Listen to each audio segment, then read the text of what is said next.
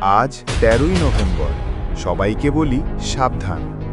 আওয়ামী লীগ জ্বালাবে আগুন বাসে। ভয়ে আছে আম জনতা, ইন্ডিয়ায় নেতারা বসে মুচকি মুচকি হাসে।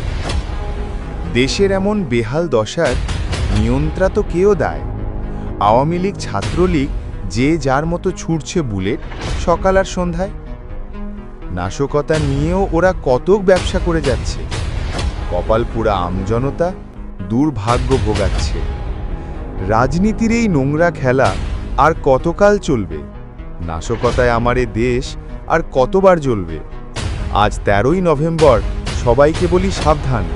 আওয়ামী লীগের দোসররা ভাত পেতে আছে, সুযোগ পেলেই নামবে রাস্তায়, জ্বালাবে আগুন সবখানেই।